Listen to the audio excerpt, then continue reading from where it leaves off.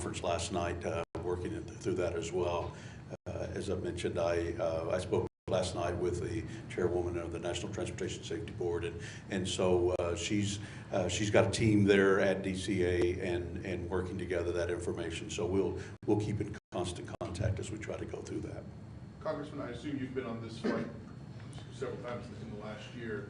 Does it give you pause in terms of the amount of traffic? I know there's a lot of talk this morning about the amount of air traffic around Reagan National. Does this give you pause about that situation and how that's managed right now? No, this particular flight's been in process for over a year, in use for over a year now. Obviously, it's important for us as a community to have connections, have a direct flight, particularly one of the most commonly routes that's traveled to in Washington, D.C.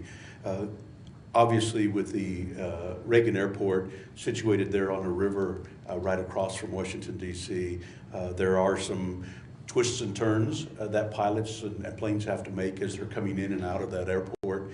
So it does require skill of the pilot to work through that. I don't have any hesitation. I know the major runway there at Washington Reagan is I think it's the busiest in the country for any one runway. The flight last night was on the secondary runway through that process, which is a little bit shorter, which is more appropriate for a plane the size of the CRJ that was flying in there. So it's there's always going to be that process as whether they're coming from the south as it was last night or on the approach from the north. But I wouldn't hesitate to continue to fly in and out of Washington Reagan Airport, and including on this particular flight and with this particular plane. Thank you, sir. When can we expect more information on how many people on the flight were from Wichita? How many were figure skaters? And that's one of the frustrating things, I think, as we try to gather all this information. Obviously, there's a lot of concern about how families are going to grieve and find out, in some cases, find out the information. I know a lot of us in the community, myself and others, have been reached out by lots of friends around finding out whether we were on the plane or whether we knew of people that were on the plane through that process. I do know there's a time where we need to make sure that the families get the opportunity to be notified and the next of kin being allowed to know and being able to go through that process before we make that information public. So even though I'd like to be able to know that and know some of those answers to some of those questions, like how many people were from Wichita, how many people were from the Washington, D.C. area, it just unfortunately takes a little bit of time to gather all of that and make sure that the process is followed. And who's in charge of notifying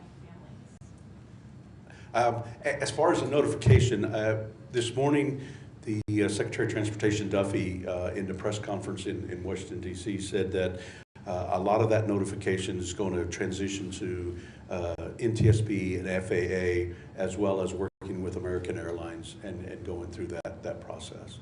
Congressman, you talked about how air travel is so safe. What would you say to people who have a little pause, of taking flights right now anywhere? Yeah, I think when you look at overall track record in terms of how safe within the United States air traffic is, I think it's been 16 plus years since there's been a commercial airplane incident in the country, and you obviously look at the number of miles and number of passengers flown versus other modes of transportation. I still feel confident that we have strong safety measures in our air traffic system, and obviously we want to make sure that if there are any areas that need to be improved, we work on those, and if there's something to be learned out of this lesson in terms of something that happened in this particular incident, that we'll take that lesson and move forward. Thank you. The Federal Transportation Secretary called the incident absolutely preventable. Do you agree with that? I'm sorry, say what? The Federal Transportation Secretary, Sean Duffy, called the incident preventable this morning. Do you agree with that assessment? I believe he has some more information than I do in terms of some of those details. Obviously, when we look at what we've seen, been able to see so far, we've kind of conceded some of the flight path of the Flight 5342, as well as the flight path of the helicopter. What I haven't heard yet is all of the traffic between the air traffic control system and both the helicopter as well as the airplane. He may have access to some information that I don't have.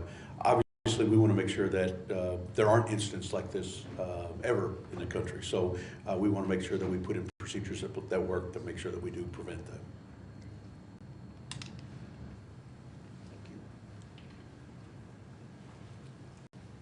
Thank you again, Congressman. On behalf of the Wichita City Council again, it was just a year ago that we started this flight. I was actually there alongside Councilmember Glasscock and Councilmember Johnson.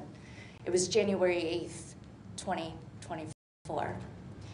The first flight included Congressman Estes and Senator Moran, who took that first flight from Wichita to Washington, D.C. We were very honored to have gotten that flight and continue to advocate for those nonstop flights out of our community. So again, this is a true tragedy and one that this council and myself want all of our community members to know that our hearts are heavy. They're also grieving. And we will provide the support that we can to those who have been affected. I want to say thank you, though, to several people who showed up last night and prayed over this council and those who are grieving. Pastor Bob Beckler, Pastor Ben Staley, and Rabbi Greenberg, who also showed up last night. I also want to thank the care team that is continuing to be at the airport, there for families affected as well as crew members affected and staff members affected.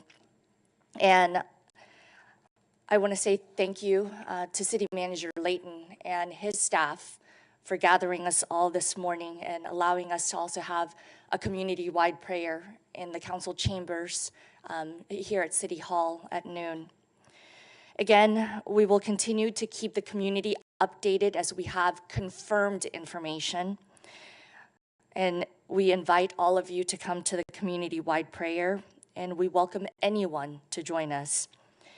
Tragedies like this remind us that we are one community, whether a Wichitan, a Kansan, or an American. We are one community. And in times of struggle, we do come together in grief and sadness to lift one another. Wichita is stronger because we are together.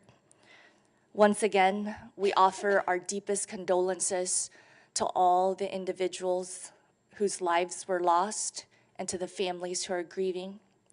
Thank you.